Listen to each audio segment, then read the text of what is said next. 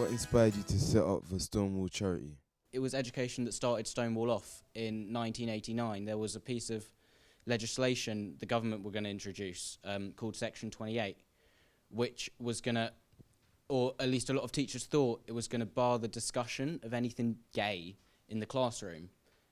And Stonewall, obviously, or a few people then, as it wasn't Stonewall yet, including Sir Ian McKellen, said that's completely wrong, that's completely unfair. You can't stop us discussing something which is entirely natural. You can't stop us discussing something which happens, which young people should know about. And that was the start of Stonewall, that grounded in education. Do you think the subjects of being gay and homosexuality should be discussed in school? The answer is, this is a school and you're here to learn things, so why would something not be learned about? To not talk about it would make you leave this school ignorant, because something would be going on in the world that you didn't know about. And so hopefully there's nothing that you wouldn't discuss in a tasteful and helpful and constructive manner. What is your opinion on the representation of homosexuals in the media? I think it's getting better, but we need a lot more. It's the same thing as there is with every perceived minority. There's not enough. They're not there. And so there's invisibility. A lot of people say there's gay people on all these TV shows, but I don't think there's that many. So for me, it's about showing as much variety as possible, and not just one. I'm not going to just go, right, here's my one Chinese character, done. I'm going to show lots of different kinds of Chinese people and lots of different kinds of Asian people and lots of different kinds of gay people. And so that there's a build-up in people's consciousness of variety. So Stonewall have actually done a lot of research about film and TV and the portrayal of people. So we've got documents like Unseen on Screen, which show how gay people are actually portrayed.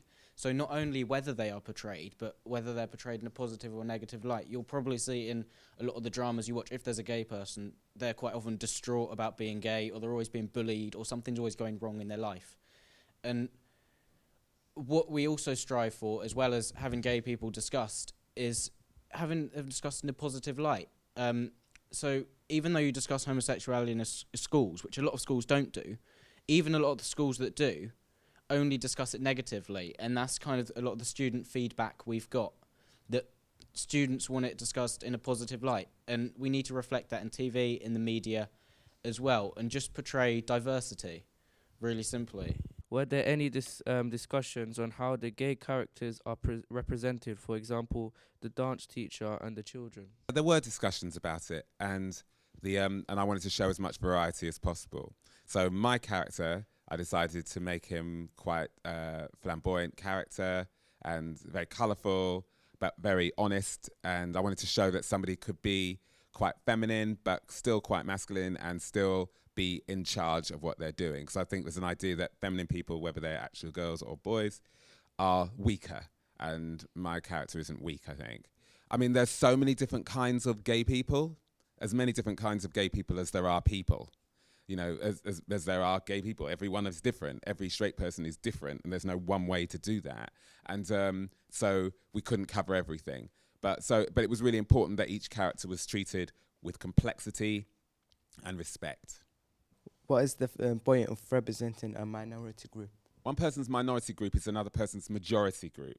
And we don't understand that because we have very small ideas of the world, depending on where we live. People can kind of go, oh, those people are different from me and we don't share anything. And then when you represent them, you understand. So the same thing goes for gay people. Some people think, well, I have nothing in common with gay people. And then if you actually examine a gay person's character, you may find that you have more in common than not in common. And so the idea is of when you represent a minority group, everybody gets to experience empathy. Do you think the film is clouded by the prejudice of the media? The media is really, really powerful, and it has it helps us a lot to know what's going on in the world, but the things they exclude and the things they only look at one side of can really affect the lives of people. So it's our responsibility, when you're working in the media as I do, to represent as widely and as open-mindedly as you possibly can. So for instance, you see the beginning, there's these guys who are basically bullying people. And I wanted to treat those characters with as much sympathy and understanding and dignity as the rest of the characters. So as the film unfolds, you see what their lives are like and you see what's going on for them. My job in the media is to shed light on things, not dark on things. Stonewall is known for its campaigning and lobbying. Why did you choose to make the film fit for a teenage audience? In school, you have to go. It's the law. You have to go to school. So there you are in this situation, and when people are not positive around you, it can be incredibly painful. And so this is a really important area to deal with. As an adult, you can go, okay, I'm leaving this job, I'm leaving this area. As a kid, you can't. And so to me, it was really an important time to create for a film like this to be seen. And so aiming it at young people, I make films for all different ages and stuff, but to make a film specially for you seemed to me an incredibly important thing to do, because I know I would have loved to have had that film when I was growing up. Why are you trying to make people more comfortable with homosexuality? Why have you decided to make the company Stonewall, which tries to stop the idea of homophobia? Because I think that we should learn to be more comfortable with each other, whoever we are. It's very important for me to become more comfortable with, the thing I want to do is be comfortable in the world. So I'm very passionate about that, and I'm very passionate about making drama that makes more understanding for all kinds of people, including people I don't agree with. That's really important to me, that I get off my high horse and stop judging other people and start walking in other people's shoes. So people becoming comfortable with homosexuality is a small part of my agenda. It's a very important part of my agenda, but it's a small part of my agenda. I want people to be comfortable with themselves, which I think is a massive agenda. It's because we believe in the really, really simple concept of equality. So whether you're black or white, whether you're disabled or finally abled, whether you're gay or straight, you should have equal rights, or male or female, or anything. That's the point. Whether you come from the Americas or whether you come from, Far East Asia, it doesn't matter. And that's what Stonewall try and show. And everyone always tells us we're a gay rights charity. We're not. We're a gay equality charity. Do you think homophobia is a big issue in the UK, and are there enough campaigns against it? Obviously, homophobia is really prevalent, and I think a lot of people always say enough campaigns, which is quite interesting. All we want is kind of one big campaign, one big movement which everyone can get involved in.